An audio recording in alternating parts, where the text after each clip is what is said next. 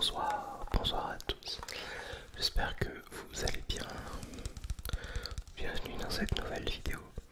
Alors, ce soir, je voulais revenir avec toi dans une vidéo qu'on a pu tous voir cette année, un phénomène sur YouTube et la télé.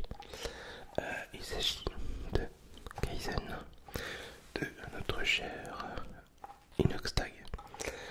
Alors, je vais tout avouer, c'est quelqu'un de base en fait que je ne connaissais pas du tout. Parce que bon ben on n'a pas les mêmes intérêts. Il fait pas forcément quelque chose que moi je recherche. Après, bon, rien de mal, hein. Chacun fait ce qu'il aime sur YouTube. Et, et voilà. Alors, en réalité, le deuxième petit point, c'est une vidéo que je devais tourner il y a bien longtemps. Je crois que je voulais la faire 3 jours après que c'est sorti. On va pas se mentir, ça fait un peu d'audience. Si je dirais l'inverse, ça serait vous prendre pour des cons, c'est pas le but. Et finalement, j'ai été regarder ça hier sur YouTube et en fait il y en a plein qui ont fait des vidéos là-dessus justement. Et comment dire, alors moi avant de commencer, n'hésite pas surtout à partager, t'abonner, liker, commenter la vidéo. Ça m'aidera pour me refaire référencer. Parce qu'en ce moment, c'est pas ça. Bref, tant pis. Alors, je me suis permis, j'ai regardé ce reportage entier. Donc je crois qu'il a dû presque durer 3 heures si je ne dis pas de bêtises. Pour en revenir au début, j'ai adoré ce qu'il a fait. Parce que déjà, c'est pas surhumain, enfin si, mais faut le faire déjà, il faut pouvoir, il faut le vouloir. Moi personnellement je ne pourrais pas, parce que tu vois j'ai un vertige, puissance fois 10 000. Moi au boulot, rien que regarder les gars qui sont sur la nacelle, poser des décos de Noël, ça me fout le vertige déjà. Et puis de deux, forcément on va y venir, quand t'as les moyens, et t'y vas à fond. Voilà, tu fais pas semblant. Comme on avait plus ou moins parlé, santé entre 60 000 et 120 000 euros par personne pour monter justement l'Everest. Ouais, bon, déjà c'est une somme que je n'ai jamais eue et que je n'aurai peut-être jamais. Si, quand ma maison elle sera finie de payer. Et du coup, moi, alors j'ai bien aimé, mais je cherche encore comment classer ce qu'il a pu fabriquer, soit entre documentaire, série, film, je ne sais pas. Moi, évidemment, ce que tout le monde a aimé dans le principe même, c'est les grands espaces.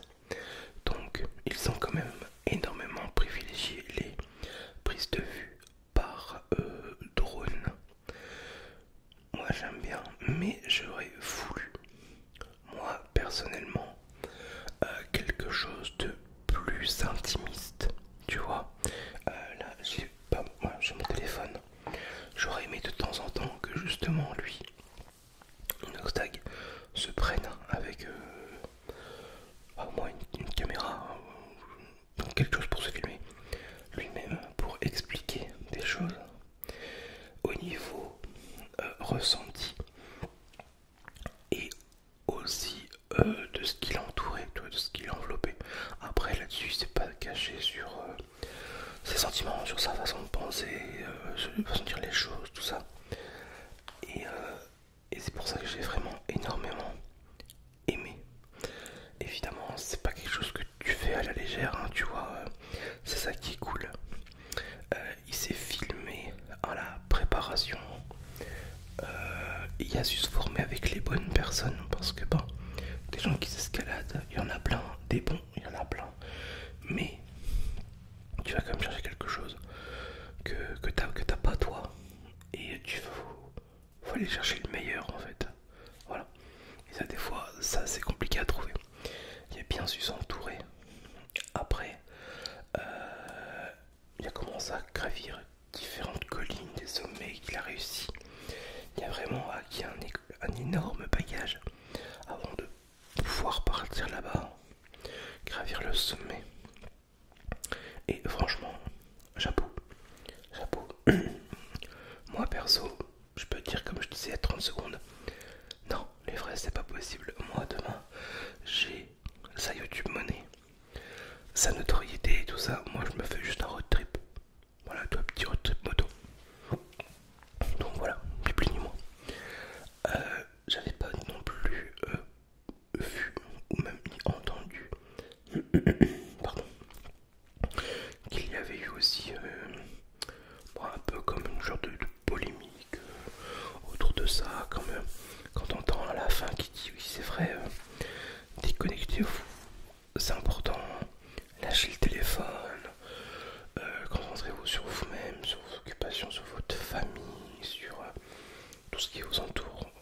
Après il y en a énormément qui lui ont dit oui, mais t'es devenu ce que t'es grâce à nous, parce que justement nous te regardons. Alors c'est pas faux, c'est pas faux, mais après faut savoir doser, c'est comme tout, voilà, faut savoir doser. Moi quand il a dit ça en vidéo, j'ai souvenir d'une fois quand on était chercher à manger avec Steph au drive. On était à côté d'une famille, à la vitrine, d'une famille de 4, et ils attendaient après leur repas, et ils étaient chacun sur leur téléphone. Il n'y en a pas un qui se parlait. Alors que ça soit dans un bon resto ou dans un McDo, quand tu te recentres en famille pour aller manger quelque part, c'est pour te parler. D'accord? Donc là-dessus, il a pas tort. C'est vrai, il a pas tort. Mais c'est un projet que lui qu'il a monté, c'est un projet qu'il a eu et qu'il a fait, qu'il a réussi. Ça a été atrocement cher. Atrocement cher. C'est un truc de fou. Alors parce que comme il disait, c'était ça pouvait aller jusqu'à 100 000 euros je crois. Les prix exacts je ne les sais plus.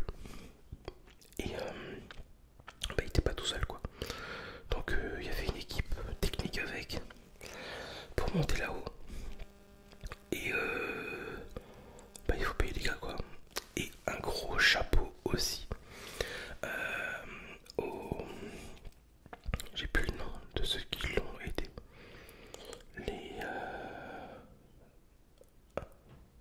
Je sais plus, bref, c'est pas grave.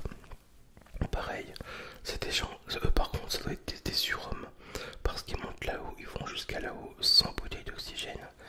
Et je sais pas si t'as pu te souvenir dans le reportage, ils se sont même fait voler 2 bouteilles pour monter là-haut.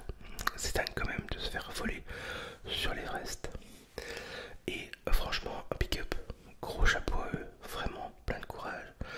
C'est un métier à part entière et qui prennent énormément de risques, car comme on a pu le voir à la fin, il y a eu un éboulement et évidemment ils sont payés en conséquence. Je crois que c'était 70 000 euros, un truc comme ça quoi. Et waouh, t'hallucines quoi. Et qu'est-ce que j'allais dire? Oui, je voulais rebondir aussi là-dessus. Moi en fait quand je me suis dit l'Everest, tout ça, il va monter ça. Ok, mais moi en fait dans ma tête c'était trop comme Mike Horn dans l'Antarctique ou n'importe quoi dans le pôle Nord, le pôle Sud. Et en fait pas du tout. L'Everest